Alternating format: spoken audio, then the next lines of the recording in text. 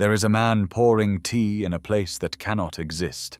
The glade around him is green and warm, dappled with a sunlight that comes from no sun, and it is folded, impossibly, neatly, the way a letter is folded before it is hidden, inside the skull of an emperor who has been dead for a very long time.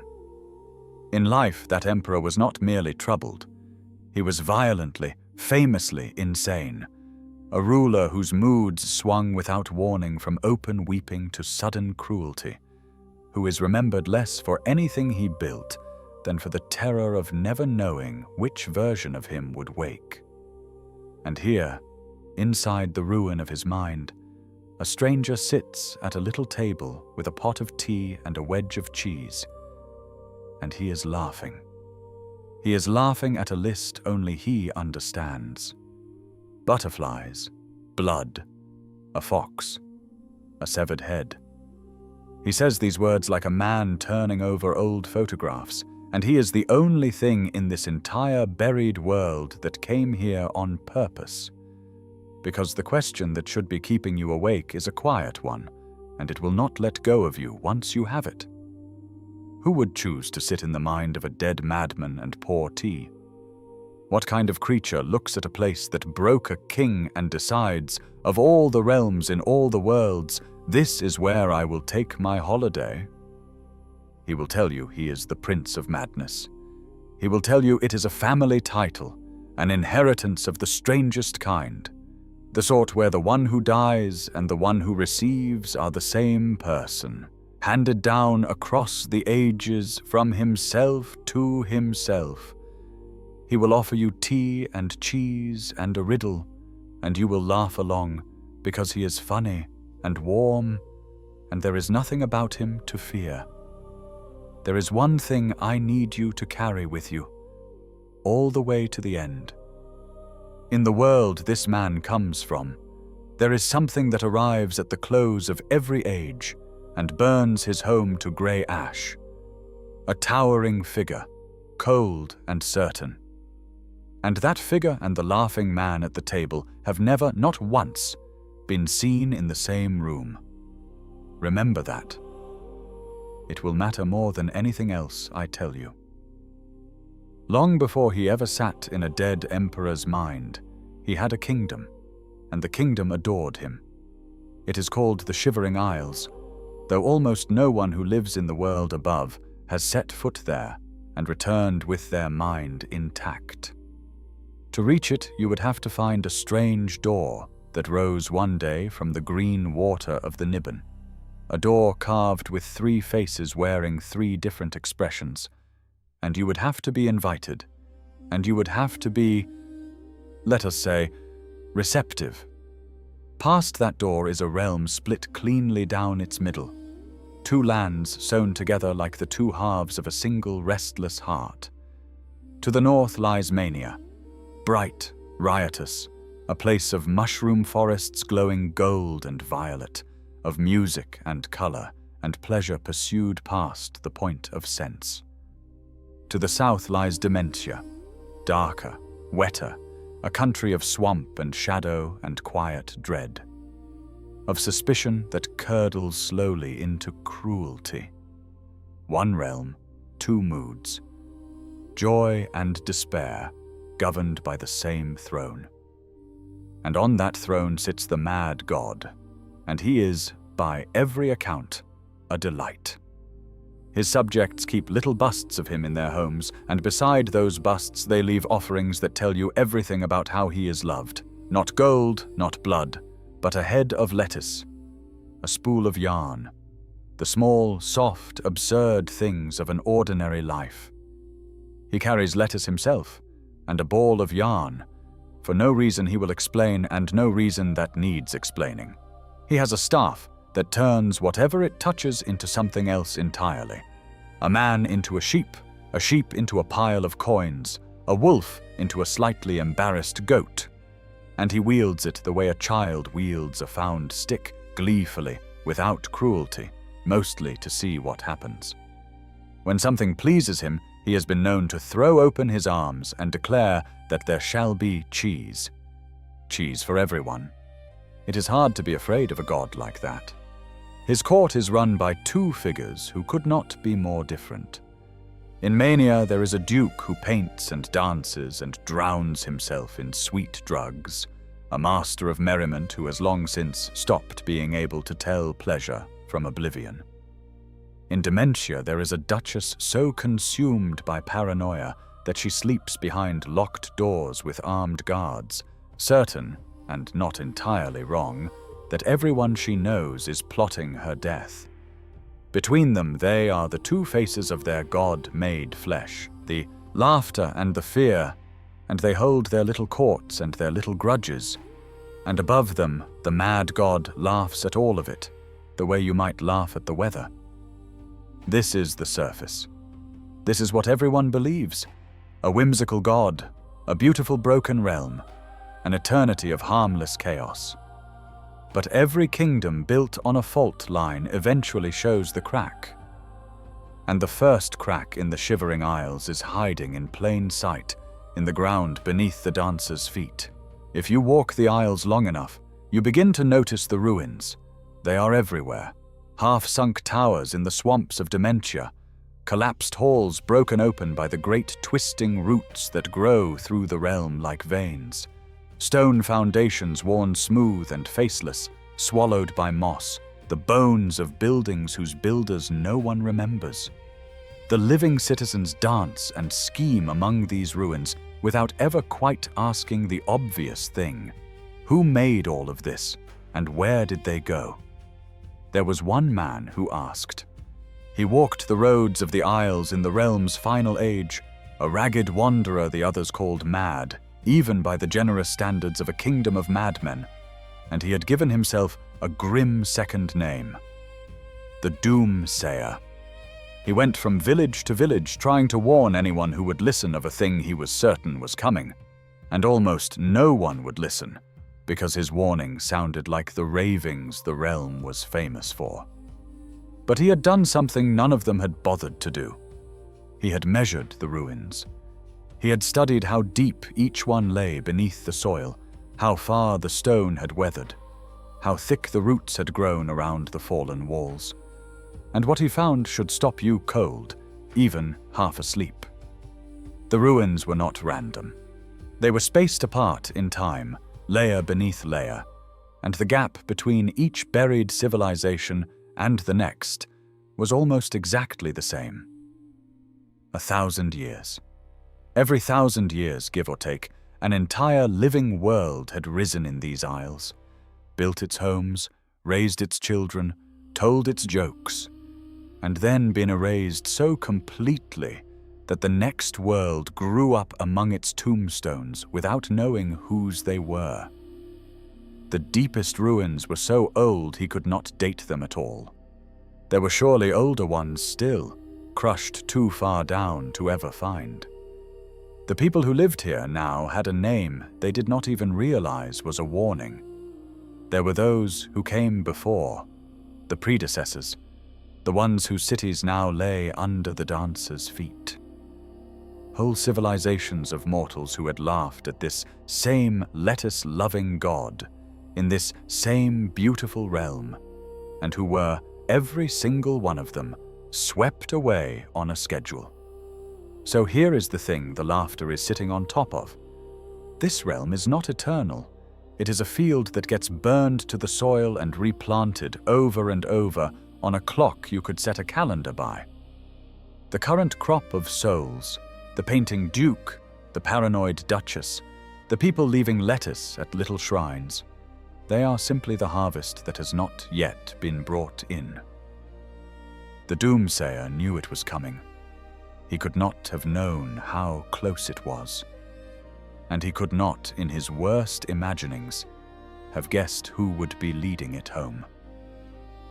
To understand the thing that comes, you first have to meet the loneliest creature in the entire realm, and he is buried in the dark beneath everything else. His name is Dios, and to find him you would have to descend into a ruin called Knife Point Hollow, down through the root tunnels into a chamber that was once, long ago, the most important room in all of creation. Because this was a library, not an ordinary one. This was the Great Library, and what it contained was not stories or songs, but the answer to everything. A vast, patient collection of formulae that could predict, with perfect accuracy, every action that had ever been taken or ever would be by any creature that ever lived. Every birth, every death, the exact hour each empire would rise, and the exact hour it would fall. It is said the library held the rise of the man who would one day become a god emperor of the whole world above, and the waking of the great brass colossus, and the ending of ages not yet begun. All of it already written, because in a universe of perfect order, nothing is ever truly a surprise. Daius was its keeper. He was a librarian, at first, and then slowly he became something more. The one who handled all the tasks his master found beneath him. The one who ran the star, realm's dull machinery, while greater minds did greater things. He was once a mortal man. But his master grew tired of watching him die and be replaced, the way you tire of replacing a worn tool, and so his master simply reached out and took his mortality away. Daius has been alive now for longer than the oldest of those buried cities. And here is the cruelty folded inside that gift. Because he carries all the formula in his head, Daius knows. He knows everything that will happen. He knew you were coming before you arrived. He knows the hour of every death in the realm above and below, including the deaths of everyone you have ever loved, and he is forbidden to do anything about any of it. He sits in the ruin of the library he once tended, in the dark, and he waits, and he cannot die, and he cannot forget. He is not even certain his own home was real. The place he came from, the place that gave him his name. He no longer knows whether it ever existed, or whether the memory of it was simply placed in his head by the master who renamed him. Imagine that. Imagine being unable to die, unable to forget the future, and unsure whether your own past was ever true. There is another servant, gentler than this, a calm and weary chamberlain who tends the mad god's court above, who answers the realm's strange needs with a sigh and a courtesy, and the faint air of someone who has done all of this many, many times before, and expects to do it again. He too hints that he was once a mortal who became wrapped up in the mad god's affairs and never came back out. He says they go back to the very beginning, he and his master. He does not say what the beginning was. Two servants, both immortal, both quietly broken in the service of a laughing god. You should be asking why a god of harmless chaos surrounds himself with the slowly grieving. You should be asking what it costs to serve him. But the more urgent question is the one Daius could answer in a heartbeat, and is never asked plainly enough to. What exactly is coming for this realm? And why does the man who runs it keep a prophet of the future chained in the dark, alive against his will, beneath a library he himself burned to ash? It begins every time with the obelisks. They have always been there. That is the part the citizens never quite absorb, the tall crystalline spires standing here and there across the isles, silent and cold and out of place among the warm chaos, are not new arrivals. They have stood in this realm for all of its eternity, inert, ignored, the way you stop seeing a thing that has always been in the corner of the room. And then, at the close of an age, they begin to wake. A faint light gathers in their hearts, and from them, the enemy comes. They are called the Knights of Order, and they are like nothing else in this realm of riotous individuality. They are tall, taller than men, sheathed head to foot in seamless crystal armor, and they carry blades grown from the same cold crystal. They do not improvise. They do not vary. They do not, as the realm's own people will tell you with a kind of horror, have a single original thought between them. And that is precisely what makes them perfect. Where the Isles are color, the nights are colorless. Where the Isles are surprise, the nights are certainty. They pour out of the obelisks in silent ranks, and they march across the bright land, and everything they touch goes grey and still and dead. This is the Grey March. This is the thing the doomsayer measured in the depth of the ruins. This is the harvest, come for the crop. And the most chilling part is how the realm reacts. You might expect the people to unite against the invader. Some do. But every single time the Grey March comes, a portion of the mad god's own subjects, citizens who laughed at his jokes and left lettuce at his shrine, abandon him. They go over to the enemy. They bind themselves to the obelisks and become priests of order. And in exchange, the obelisks make them briefly, terribly immortal, untouchable as long as the spire stands. It happens every age. The god knows it will happen, and it wounds him in a way he can barely admit, and still he cannot stop it. When the grey comes, some part of his people always runs toward it. Now watch what the god himself does in the moment of greatest danger. His staff, the great symbol of his power, the very thing that makes him what he is, begins to wither. As the obelisks brighten, as the nights pour out, the staff in the mad god's hand loses its light and its weight and its magic, until it is nothing in his grip but a dry and useless twig. And at that exact moment, with his power spent and the grey rising, the mad god does the strangest thing of all. He vanishes. He is simply gone.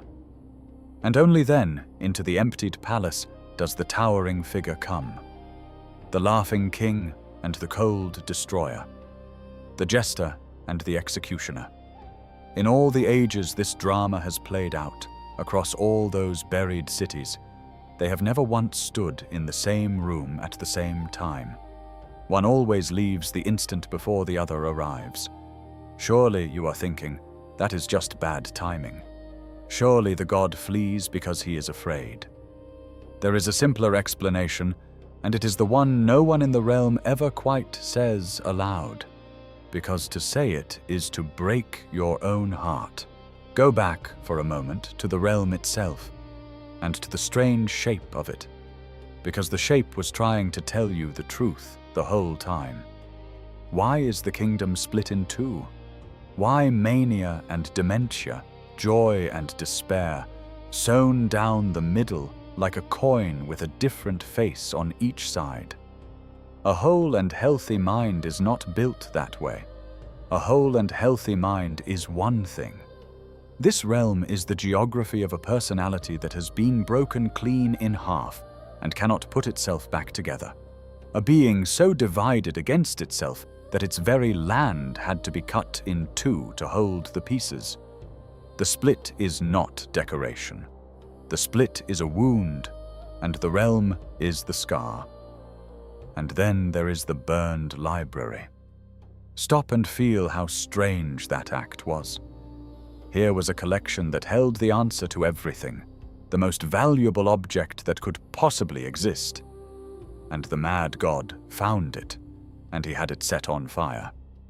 Not because he could not use it, because he could not bear it. He called it an abomination. He said that personal choice defied logical prediction, that the freedom of a living soul to do the unexpected made a mockery of every formula in those books.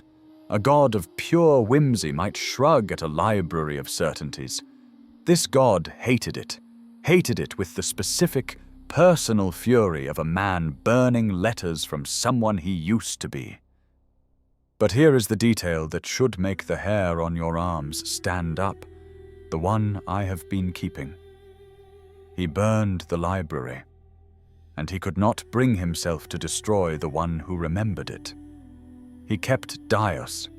He took the prophet of perfect order, the last living vessel of all that forbidden knowledge, and instead of ending him, he made him immortal and locked him in the ashes, unable to die.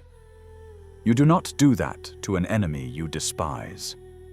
There is a name for what he was doing, but it is not a name from the world of gods. It is the name for what a person does when they cannot bear to let the last piece of something go. So look again at the two who never share a room. The warm god whose staff dies the moment the cold figure rises. The cold figure who comes only into a palace the warm god has just emptied. The split kingdom, the hated library. The prophet kept alive in the dark. Every clue in the first half of this story has been circling the same impossible center, the way water circles a drain, and we are almost at the place where it falls through. The doomsayer warned them the destroyer was coming. He was right. He just never understood that the destroyer already lived among them, sat on their throne, and left lettuce-loving busts of himself in their homes. The mad god and the figure that raises his realm are the same being. Let that sit for a moment. There is no need to rush past it. The towering crystal king who marches across the isles every age and burns them to grey is not Sheogorath's enemy. He is Sheogorath. Or more truly, Sheogorath is him. And that is the wound at the center of everything. Before there was ever a mad god, before the lettuce and the cheese and the laughter, there was Jiggalag, the Prince of Order. And Jiggalag was not a clown. Jiggalag was the most disciplined, most powerful, most relentlessly certain mind in all of creation, a god whose realm of perfect order expanded across the seas of oblivion with every passing age, swallowing more and more, growing without limit toward something the other gods could see coming and could not stop. The great library was his. The formulae that predicted everything were his deductions. He was a being to whom the entire universe was a solved equation, and his power was becoming so vast that the other Daedric princes, proud, jealous, and afraid, did the one thing they could agree on. They could not kill him. Gods of that order do not die. So they did something worse. They cursed him to become the living embodiment of the single thing he despised above all others. They took the god of perfect order and they made him the god of madness. They reached into the most rigid mind that ever existed and they shattered it. And from the wreckage they pulled the giggling, lettuce-carrying, cheese-proclaiming fool the whole realm now adores. Every joke is a sentence being served. Every act of whimsy is a prison. Now the first half of this story turns inside out in your hands. The split kingdom is the curse made into a map, a singular mind broken into two warring halves. The burned library was the cursed self, destroying the proof of who he used to be, because the formulae of perfect prediction were unbearable to a being now forced to worship chaos. Keeping Daios alive was the one act of mercy the mad god could not talk himself out of, sparing the last living memory of the god he had been, locking it away where it could neither save him nor be lost. The staff that withers and the god who vanishes the instant the destroyer comes. Of course, they are never in the same room. A man cannot stand beside himself. When the Grey March comes, the mad god does not flee. He becomes the thing that flattens his home, and the cruelest mercy of all, the one detail that turns this from horror into grief, is the Grey March itself. The other princes did not condemn him only to madness. They built him a window. At the end of every age, for a brief and terrible while, the curse loosens, and Jiggalag is allowed to be himself again. To stand up straight in his crystal armor and remember that he was once a god of unbreakable order. There is just one condition. The only realm he is allowed to walk in his true and rightful form is the realm he must destroy. To be himself for an hour, he has to raze the only home he has. And the moment the grey is complete and the work is done, the curse closes over him again, and he is dragged back down into the Laughing Fool to rebuild it all from ash and wait another 1,000 years for one more glimpse of who he was.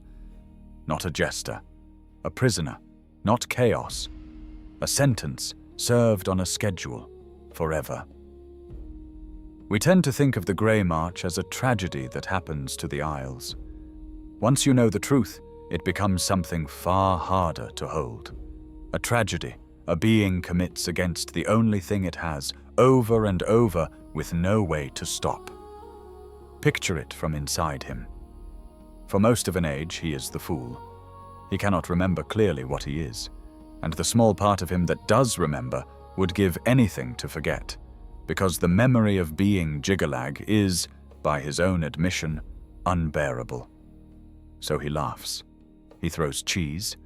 He carries his lettuce and his yarn, and he tends his broken kingdom and his broken servants, and he builds patiently a whole world of color and life and individual souls, the one form of existence that order can never predict and never tolerate. He builds the very thing his true self was created to annihilate. In a way, you could call it the most defiant act in all the worlds. A god of order, cursed into madness, using his madness to grow a garden of free and unpredictable life precisely because his old self would have hated it. And then the clock runs out, and he has to mow it down himself. Every soul in that realm, the painting duke lost in his sweet oblivion, the paranoid duchess locked behind her doors, the doomsayer horse from warning roads that would not listen. Every one of them is something the god grew, and every one of them he erases when the curse turns the key and stands him up in his crystal armor. The citizens who defect to order each grey march, the ones whose betrayal wounds him so, perhaps, somewhere far beneath thought, they are not betraying him at all. Perhaps some buried instinct recognizes that the cold thing marching toward them and the warm thing they are fleeing are the same god, and they are simply running home to the half of him that is finally, briefly awake. He calls their defection annoying. He calls it a little hurtful. He has had 10,000 years to find better words, and those are the ones he reaches for, because the true words would break him. The servants understand. The weary chamberlain has watched it happen across more ages than he will name, and serves anyway, because there is nothing else to do but help his lord through one more turn of the wheel. Dias, down in the dark, has always known the exact hour the next grey would come, and has been forbidden to die before it does. They are not bystanders to the curse. They are the people who love a cursed thing and stay. This is the weight at the bottom of all that laughter. A being who cannot die, cannot escape, and cannot stop destroying the one home he keeps rebuilding for the comfort of others. 10,000 years of it. Maybe far more. The ruins go down farther than anyone has ever dug. For all of that time, there was no end to it. The wheel turned and turned and turned. And then, at the close of one particular age, something happened that had never happened in the entire history of the curse. A door opened that should not have opened, and someone walked through it who was never supposed to be there. Near the end of the Third Age, a strange door rose from the green water of the Niben, and a mortal stepped through. We need not say much about who they were before, because by then they had already been a great many things. A prisoner, a champion, a savior of the world above, a hero with more names than anyone life should hold. What matters is that the mad god had been searching for exactly this, age after age, with the small surviving fragment of his old cunning. because somewhere in the broken mathematics of his cursed mind, he had worked out the one move the other princes had never accounted for. He could not break the cycle himself. He was the cycle, but a mortal. A free, unpredictable, gloriously illogical mortal. The one kind of creature his old self could never have foreseen. A mortal might do what a god could not. So when the Grey March came that age, it came differently. The obelisks woke, and the knights poured out, and the staff withered to a twig in the god's hand, exactly as it always had. But this time the mad god had a champion at his side, and instead of simply vanishing into his true form to begin the slaughter, he gave that champion a fighting chance to do the impossible. The realm's people fell or fled. The Duke, in the end, defected. The Grey rose, and the mad god disappeared, and the towering crystal figure walked into the emptied palace, expecting, as he had 10,000 times before, to find the throne of madness empty and his grim work uncontested. It was not empty. Down in the dark, the immortal prophet had given the mortal the secret, how to forge a new staff, how to fill it with the raw power of the realm itself, how a creature of flesh might hold for a moment the symbol of a god. And so when Jiggalag strode into his own palace to finish the cycle, there was a mortal on his throne wearing his enemy's power, and the cold god sneered that the trappings did not make a Daedra, that this ended as it always ended, that order would reign. And then they fought, and the impossible thing happened. The mortal won. What the towering figure said next is the most important thing in this entire story, and it is not what you would expect from a defeated god. He did not rage, he yielded. He told the mortal that for millennia this same drama had played out, that each time he had conquered this land, only to be dragged back down into... And here he used the only name he had for the laughing prison, that gibbering fool, Sheogorath. He congratulated the mortal. He thanked them, almost. Because the curse had a condition the other princes never imagined. It could be broken, but only by being inherited.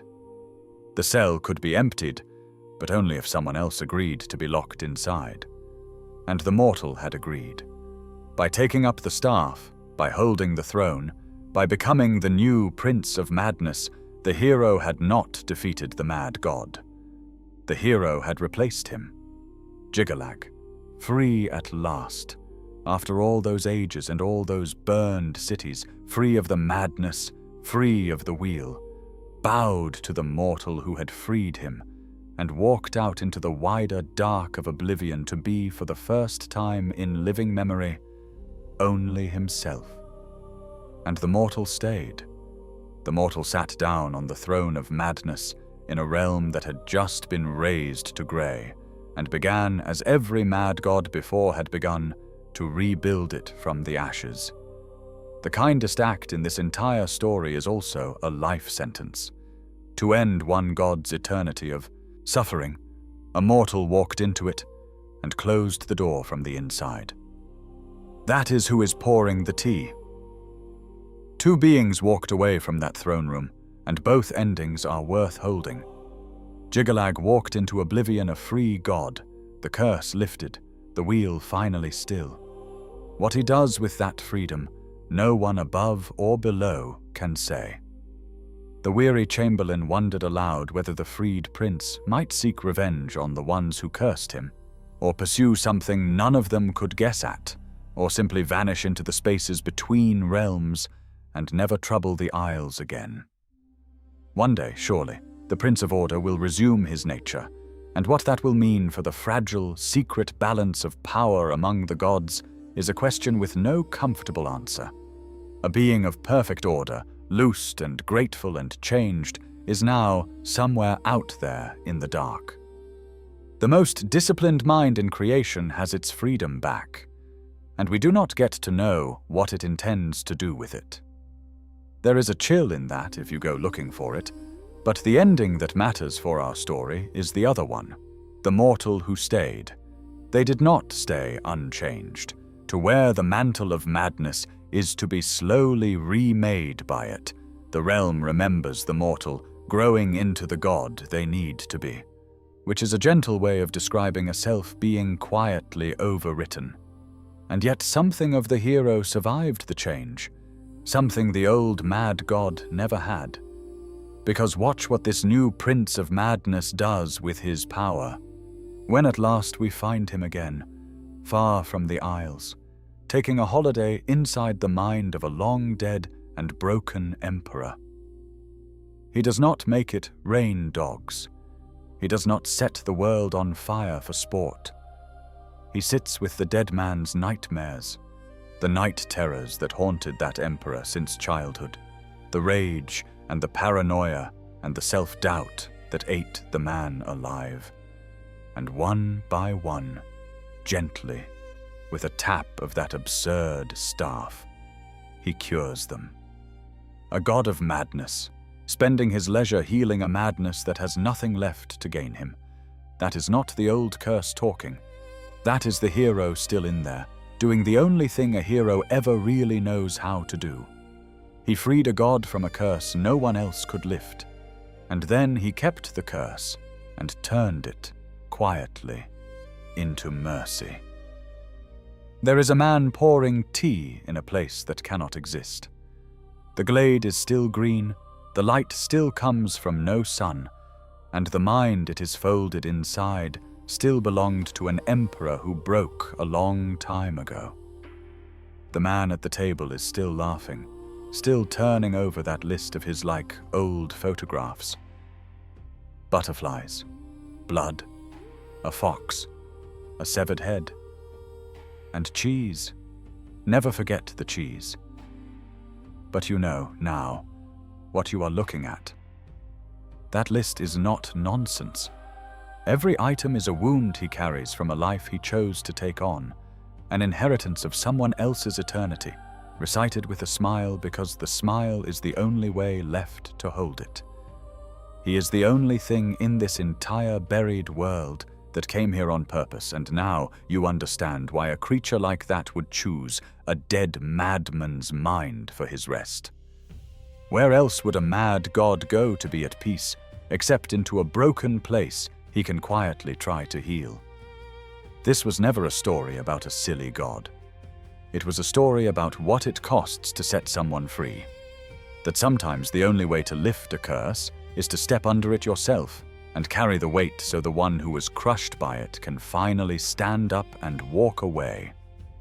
And maybe that is the thing to take with you into the dark as your own thoughts begin to loosen and drift. Somewhere in your life there is probably a weight you picked up so that someone you loved would not have to carry it. A worry you kept to yourself. A burden you took on quietly and never mentioned, because mentioning it would have handed it back. You know what that costs. You also know it was, somehow, the right thing to do. If this is the kind of story you want to keep beside you at the end of long days, the kind that goes a little deeper than it first lets on, you can follow along and leave a like. It helps these quiet stories find the people looking for them. For now, let the green glade fade. The teapot is still warm. The laughter is softer now, kinder than you first heard it. The laughter of someone who chose this and stayed. The light dims to nothing, and there is only the warmth and the quiet and the gentle hush of a god keeping watch over someone else's bad dreams so that, for a little, while no one has to face them alone,